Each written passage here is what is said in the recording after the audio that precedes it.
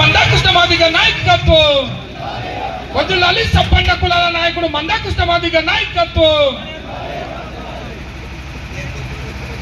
కమ్మల్పల్లి మాదిగల మహా రేపు జరగబోయే ఫిబ్రవరి 7 నాడు జరగబోయే వేల గొంతులు లక్షల దంపులు కార్యక్రమాన్ని విజయవంతం చేసుకోవడానికి ఇక్కడికి వచ్చిన ఈ ర్యాలీలో పాల్గొన్న కమ్మల్పల్లి నా మాదిగ రక్త బంధువులందరికీ అలాగే ఈ సమావేశానికి ముఖ్య అతిథిగా వచ్చిన మన జిల్లా ఇన్ఛార్జ్ ఇంజం వెంకటస్వామి మాదిగ గారికి అలాగే ఈ ఏఎంసీ చైర్మన్ అయిన అన్న పాలెం నరసన్న గారికి అలాగే ఇక్కడ ఉన్న మండల అధ్యక్షులు మా ఈ కాన్స్టిట్యూన్సీ ఇన్ఛార్జ్ మంద ప్రభాకర్ మాదిగ గారికి అలాగే ప్రతి మాదిగ సమాజానికి ఎంఆర్పిఎస్ నిజామాబాద్ జిల్లా కమిటీ పక్షాన సామాజిక ఉద్యమ నమస్కారాలు తెలియజేస్తున్నా. విషయం అందరికీ తెలిసిన విషయమే. మందాకృష్ణ మాదిగ గారు ఒక పిలుపు ఇవ్వడం జరిగింది. ఆ పిలుపు ఫిబ్రవరి 7 వేల గొంతులు లక్ష దప్పులనే కార్యక్రమాన్ని లక్షల దప్పులతో విజయవంతం చేసుకోవడానికి ఆయన పిలుపు ఇవ్వడం జరిగింది.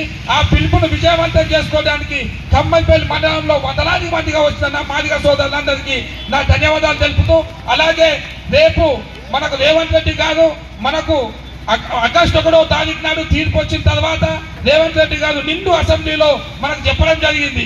ఏం చెప్పాడు? ఎస్సీ రిజర్వేషన్ల వర్గీకరణను మేము సాధిస్తున్నాం, అది సామాజిక న్యాయం.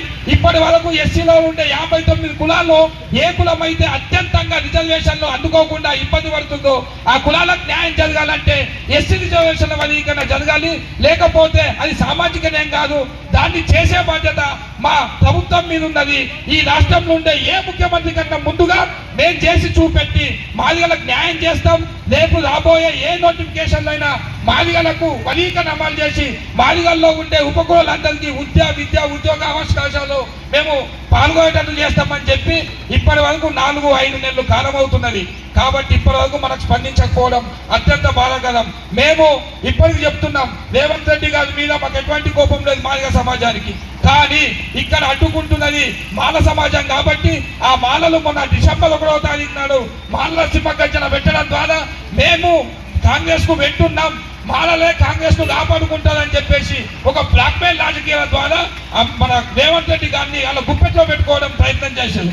కానీ మనము వాళ్ళు ఉన్నది 15 లక్షల మంది రాష్ట్రంలో 15 లక్షల మందే రేవంత్ రెడ్డిని ఖబర్దార్ను వర్గీకరణ చేస్తే మేము ఒప్పుకోమన్నప్పుడు మనం ఈ రాష్ట్రంలో 50 నుంచి 70 లక్షల మంది ఉన్నాం.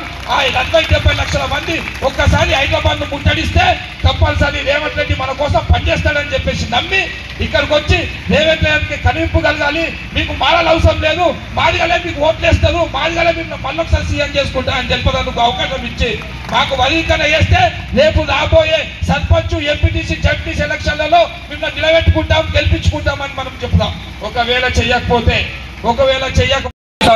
జై మాదిగా, జై మాదిగా, వదిలాలి మాదిగ నేత మందాకృష్ణ మాదిగ నాయకత్వం, వదిలిగల ఐక్యత, వదిలాలి మాదిగల ఐక్యత.